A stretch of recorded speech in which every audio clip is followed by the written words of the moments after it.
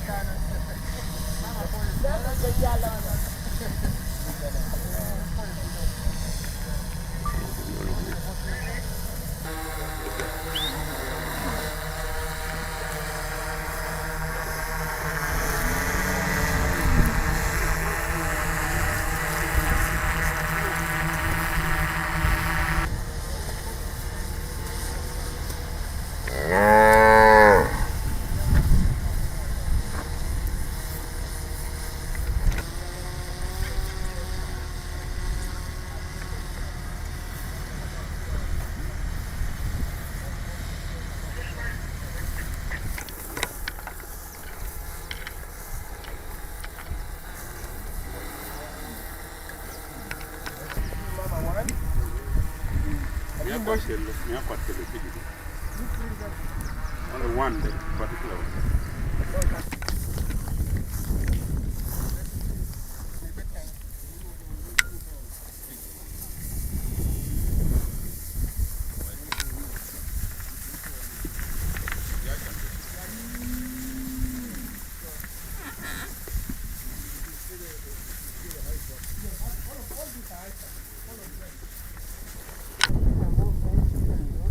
Those are mothers because they have babies.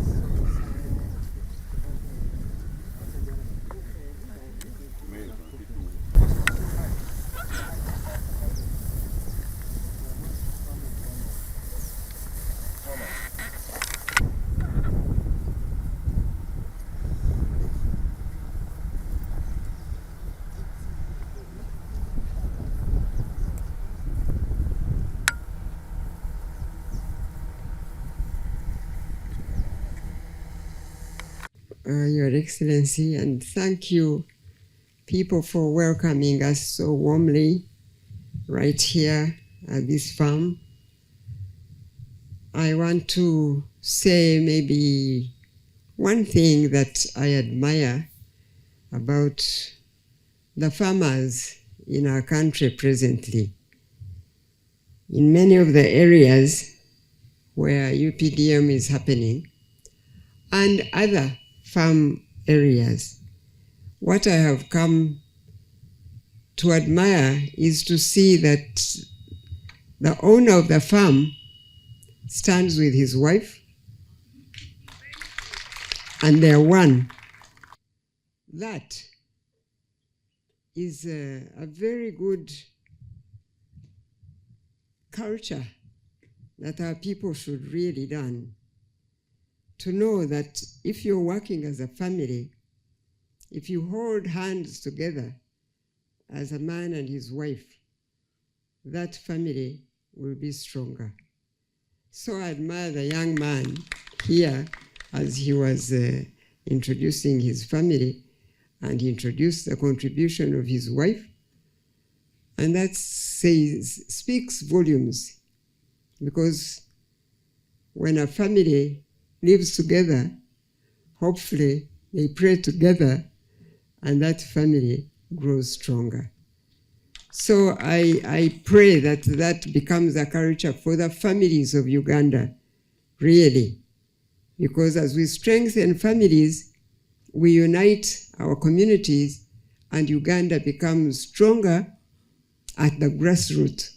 That's what we lack. That's what we need. Because men used to look at their wives as, you know, they are there, they are in the kitchen, they do the cooking, but the people would walk over them and there was nothing to talk about women. But now you can see these young men, as they hold hands together with their wives, their work will multiply, their farms will become stronger, and our communities will grow stronger. I thank you as a community. I pray that all the families here are holding hands together and working together, and our families and our communities and our nation will grow stronger for it. Thank you for what you are doing here. And I thank this young man really, because he is trying to do things that will lead his community to look to him for examples so that they can know, as Mzee has kept saying, that it's possible. That it's possible for Africans to not be poor anymore. It is time now that Africans also strive, because God has blessed us with so much. It's a shame that the Africans are the people who go around the globe begging for how to build their nations. But if we continue the way we are going, I have hope, and I have no doubt in my mind that Uganda will lead Africa to show that it's possible for Africa to stand up and build Africa and be an example on the global table to discuss how the globe should be built and how it should go. Because normally, or for a long time, Africa has had no contribution at all in the global discussion, because people know that Africa has nothing to offer. But I think it's time. And we have betrayed God. As far as I'm concerned, we have betrayed God, because God gave us so much. And we have done nothing with it except beg other cultures. Now I am so happy to be in Amolatar, only to see a wonderful farm that has promise for tomorrow. Back to what Mr. Okello has done. I'm related, my mother, I remember my mother is from their clan, was married, and the cows that they used for marrying my mother is what their grandfather married with their grandmother. So he has been having problems here. People saying a lot of things, those things they are saying, talking about, but we share with him. I said, Those things you hear people are saying going underwater, what they said it all on us, even in all, whoever has something, they say you have gone underwater. I say that is to discourage you. You know, in Lango, yeah, we call it nyeko. Yeah, it's to discourage you. Your Excellency, recently, a friend of mine, you know, when we go for benchmarking, what some other people go there just to look at houses. So we went in Nairobi there. I got a friend of mine, an MP from Kiambu County. So the guy told me his story and took me to his constituency. The whole county, like here was one county before we divided it. But every home, the poorest home, has 20 Frisian cows. And the land, we are talking of 4-acre model. Here, people are talking of 50 by 100. 20 cows in 50 by 100. And they are getting a lot of money. Government supported them with a factory. Now, there's a point where they go and pick their milk in every parish in the evening, and things happen. So, but Your Excellency, I want to bring to your attention that I am the area member of parliament for this constituency.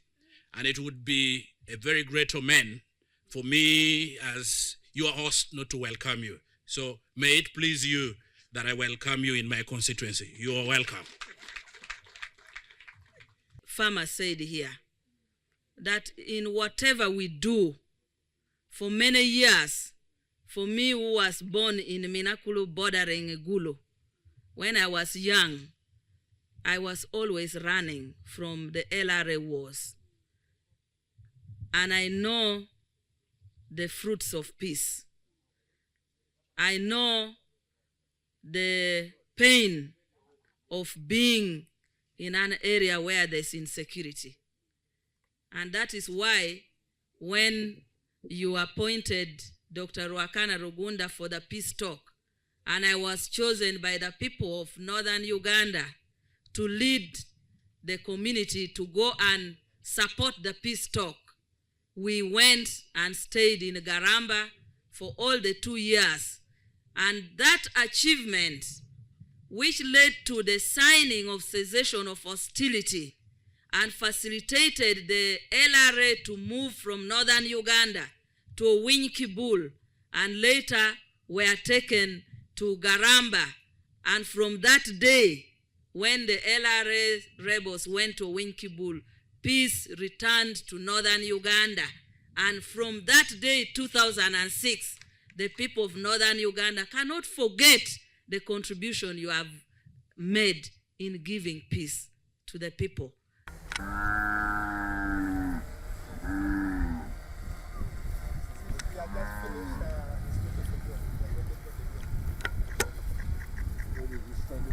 Your Excellency, the President of the Republic of Uganda, General Jowel Okello Museveni, and Maama Janet Museveni, on my own behalf and on behalf of the people of Amolatar, I take this single opportunity to welcome you to Amolatar District.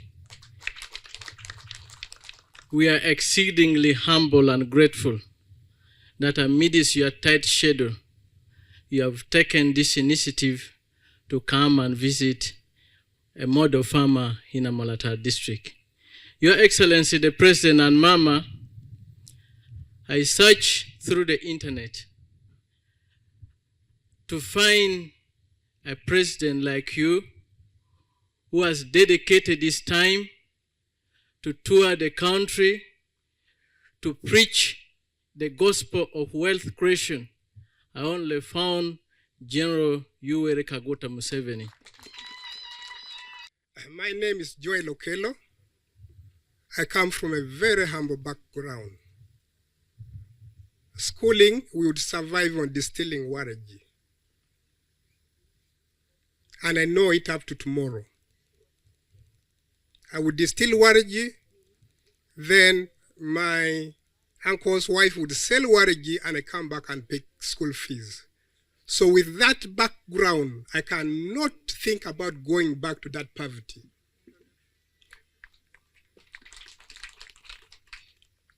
I've heard you, Excellency, preaching the gospel of creating wealth. mindset. Creating wealth, let's start from the mindset. You have talked about land fragmentation. This is family land. I have brothers and sisters. I always tell them, even if I'm not there tomorrow, please don't divide this land because I know the benefit. I started this farm way back in 2016.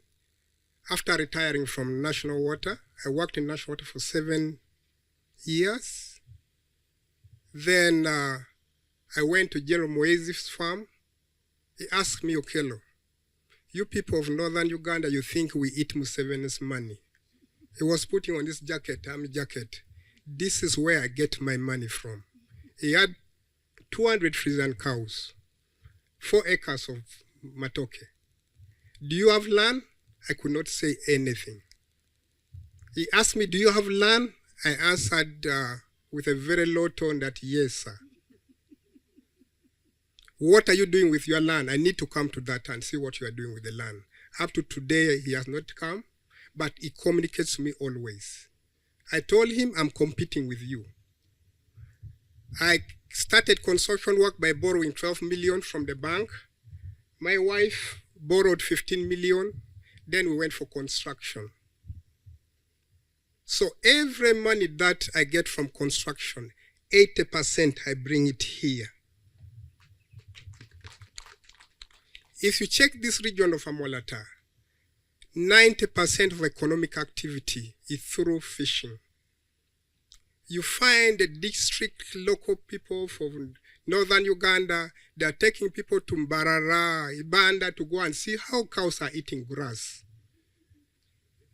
Yet we have good land, good grass, good soil in northern Uganda.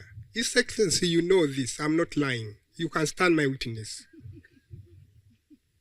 So I came and said, please, I must do something different in Amolatar.